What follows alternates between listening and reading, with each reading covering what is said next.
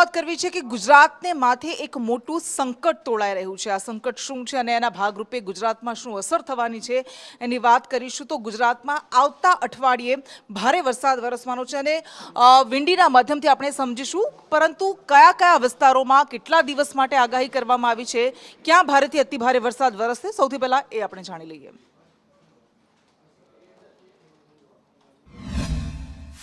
के लिए आइसोलेटेड जगह में लाइट टू मॉडरेट रेन का फोरकास्ट दिया गया है। उसके आगे जो मतलब 21 से लेकर 25 मई तक scattered rainfall light to moderate scattered rainfall का फोरकास्ट दिया गया है। और जो सौराष्ट्र कोस्ट के लिए अगले 3 दिन तक आइसोलेटेड जगह में लाइट टू मॉडरेट रेन का फोरकास्ट दिया गया है। और उसके आगे जो डेट्स है मतलब 22 से लेकर 25 तक आपका स्कैटर रेनफॉल का फोरकास्ट है।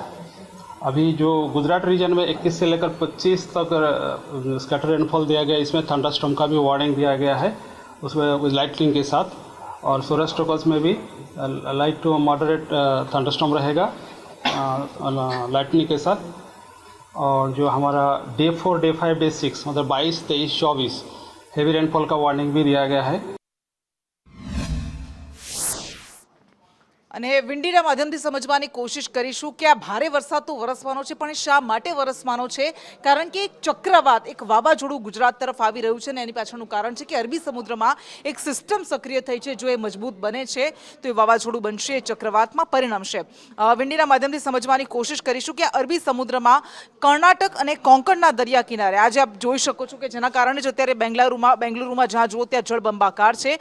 આ કર્ણાટક અને કોંકણના દરિયા કિનારે આ એક સિસ્ટમ સક્રિય થઈ છે અને જેમ જેમ આ સિસ્ટમ ઉત્તર તરફ આગળ વધતી જશે અને ત્યારબાદ આપ જોઈ શકો છો કે આ 19 તારીખ એટલે કે આજનું આપને બતાવી રહ્યા છે અને આ વેસ્ટ કોસ્ટ, આખા વેસ્ટ કોસ્ટમાં ઉત્તર તરફ આ સિસ્ટમ આગળ વધી રહી છે અને આવતા અઠવાડિયે એટલે કે 21 થી 23ની આસપાસ આ સિસ્ટમ ગુજરાત તરફ આગળ વધશે અને ત્યારબાદ આવતા અઠવાડિયે 25 તારીખની આસપાસ જેમાં આપ જોઈ રહ્યા છો કે આ પિંક કલરનો આખો જે પોર્શન છે એ સિસ્ટમ છે સાયક્લોનિક સર્ક્યુલેશન સિસ્ટમ છે, ત્યારબાદ ડીપ ડિપ્રેશન બની શકે છે અને ચક્રવાતમાં પણ પરિણમે છે। પરંતુ આ દરિયામાં કેટલો સમય રહેશે એના આધાર પર એ નક્કી થશે કે એ ચક્રવાતમાં બદલાશે કે કેમ, એ વાવાઝોડું બનશે કે કેમ। પરંતુ આપને બતાવી રહ્યા છે કે 23 તારીખની આસપાસ એ દક્ષિણ ગુજરાતના ભાગોમાં અને મહારાષ્ટ્રના ભાગોમાં ભારેથી અતિભારે વરસાદ વરસશે અને આપને જે દેખાડ્યું અમે આપને બતાવી રહ્યા છે 23 તારીખ એટલે કે શુક્રવારનો બપોરનો 3 વાગ્યાનો સમય છે કે જ્યારે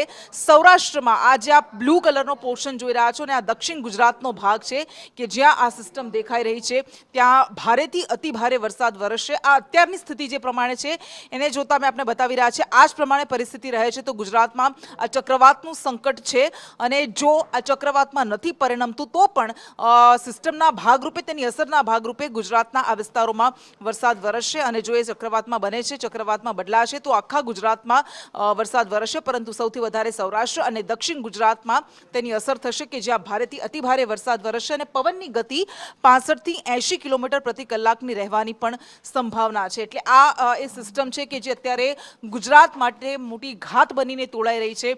જો કે જોવાનું રહેશે કે એ ફંટાય છે કે કેમ, એ નબળી પડે છે કે કેમ, પરંતુ હાલની પરિસ્થિતિને જોતા જો આગળ વધે છે તો ચોક્કસ ગુજરાત માટે આ મોટું સંકટ રહેશે।